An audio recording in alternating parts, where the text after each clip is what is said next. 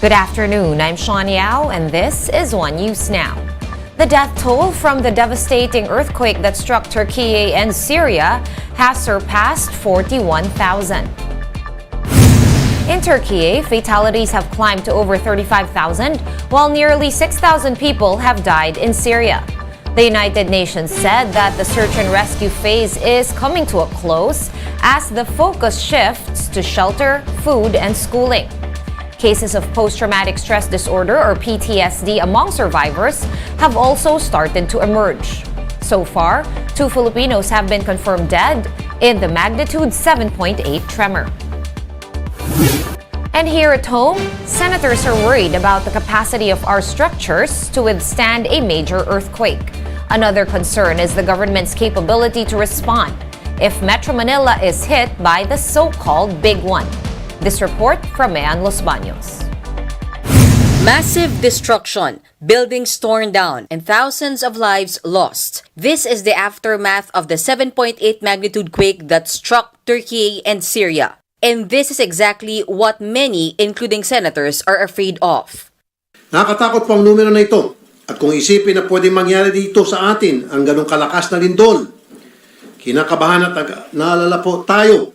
Senators poured over grim projections. In a 2004 study that was presented, 50,000 people will likely perish in the event of the Big One, or a 7.2 magnitude quake. 30 to 40% of the buildings in Metro Manila will also collapse. Because of this, Senator Tulfo expressed concern over the plight of informal settlers who are tagged as the most vulnerable to earthquakes given their living situation in shanties and dilapidated tenement buildings. Sila yung mga maging hardly hit. Ang tanong ko lang sana, kayo ho ba nag-inspect na po doon sa tirahan ng mga informal settlers? At kung nag-inspect po, anong klaseng mga inspection ginawa nyo at ano po klaseng ginawa nyo adjustment para masiguro itong mga pobre nating kababayan kapag nagkaroon ng earthquake, hindi sila ma-wipe out? Ang mandato po kasi ng Department of Public Works and Highways ay ang mga public buildings po. Yung po mga private po ang in charge po dyan yung mga building officials ng mga LGU po. After being further grilled by Senator Tulfo, the DPWH said they have already ordered LGU building officials to do regular inspection. But senators were not convinced. Magbigay ho kayo ng specific. Ano mga areas sa informal sector sa Metro Manila? Marami rito na-inspect na po ng, sabi niyo mga taga-LGU in coordination with DPWH. Anong areas ng mga ito? At ilang mga bahay na ito? And can we see samples of those surveys or inspection that you have done and the work that you have done? I need those records. Sabihin mo lang kung totoo, kung wala kayo nagawa. Sabihin lang, maintindihan naman kayo. My apologies. Please provide us a little bit of time.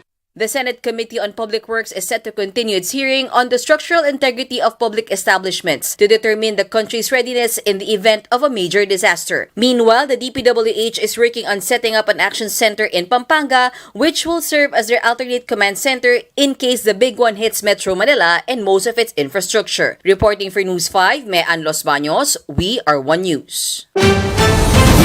And the Land Transportation Office, or LTO, says that the online renewal for car registration should make the process more convenient for vehicle owners. In an interview with One Balita Pilipinas, LTO Executive Director Giovanni Lopez said that the aim is to simplify the system and make it more efficient for motorists. If a vehicle does not appear on the database, Lopez says this means that the vehicle has not been registered in the first place. To renew vehicle registrations online, registered owners need to acquire a certificate of coverage or insurance of their choice. The vehicle also needs to pass a roadworthiness test from a private motor vehicle inspection center. Automated po ang inspection ng ating motor vehicle inspection centers.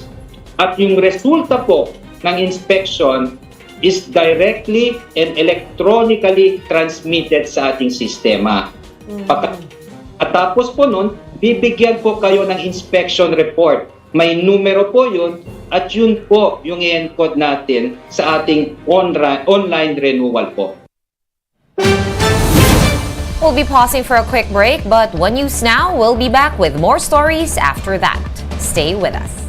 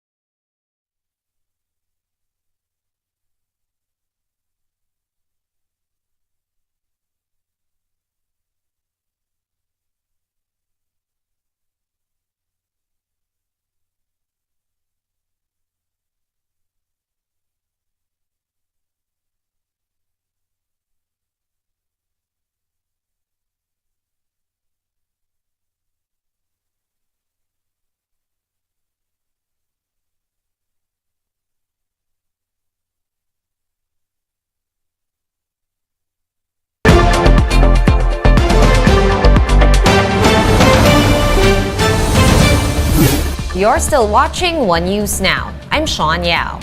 Senators have weighed in on the proposals to amend the 1987 Constitution. Senate President Mig Zubiri says that charter change is not a priority of the upper chamber.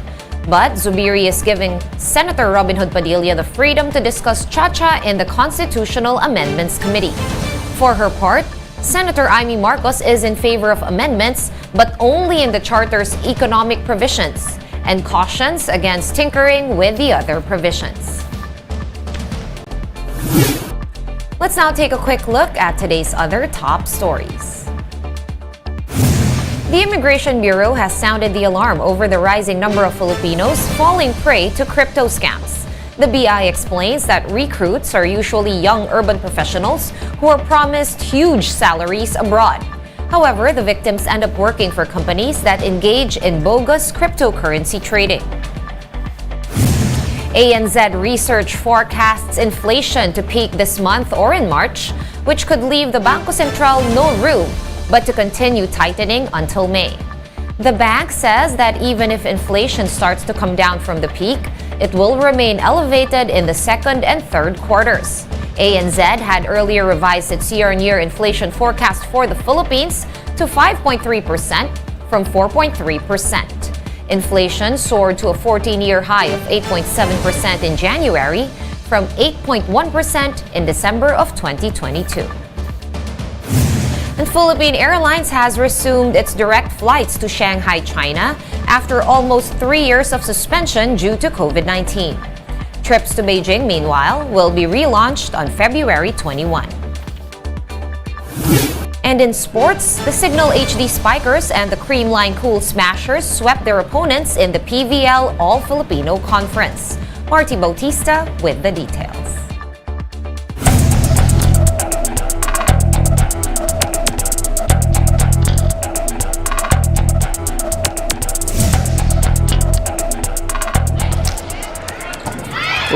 The Signal HD Spikers had the upper hand for the most of the first set against the Akari Chargers in the PVL All-Filipino Conference. After leading by as much as 5 late, Akari charged back by knotting the first frame at 23 apiece. Nearing a meltdown, Signal showed composure as a block and Gladin Troncoso's hit sealed it for the HD Spikers. The second set was also close, but Signal pulled away by scoring 5 of the last 6 points to go up 2-0. The HD Spikers finished off the Chargers in the third set by as much as a wider margin. Final score 25-23, 25-20, 25-14 as Signal finally barges into the winning column after dropping their first 2 games. Team captain Rachel Ann Dakis led the team with 11 points, including 3 blocks. Galanza starts us off in the opening set. In the second game, the Creamline Cool Smashers quickly jumped to an early lead in the first set against the Choco Mucho Flying Titans. The team didn't look back from there as much as double digits to take the first frame, 25-18. The same was the case in the ensuing sets as Creamline just powered through Choco Mucho's defense. With that, the Cool Smashers got their third win in as many games, 25-18, 25-13, and 25-14. Gemma Galanza, Michelle Gumabao, and Sed Domingo each poured in 15 points to lead Creamline's charge. They now hold the solo top spot in the standings and has not lost a set so far in 3 games. Choco Mucho, meanwhile, drops to 1-2. One thing is, I think yung trust namin in each other na lahat kaya namin gawin na gawin lang yung role ng isa't isa para, yun nga, in sync. Matagal na din kasi kami magkakasama and matagal na talaga namin itong pinapractice. PVL action resumes on Thursday at the PhilSports Arena in Pasig, with the F2 Logistics Cargo Movers and Cherry Tigo crossovers looking to join Creamline at the top of the standings at 4 p.m. This will be followed by the game between the Army Black Mamba and the PLDT High Speed Hitters at 6:30. Catch the games live on One Sports and One Sports Plus. For News 5, Marty Bautista, we are One News. For more updates, visit News 5, The Philippine Star, and Business World online. Visit our website, onenews.ph, for more in-depth analysis. You can also catch One News on Signal Play. Register for a free account at www.signalplay.com and stream One News live anytime, anywhere. I am Sean Yao. We are One News.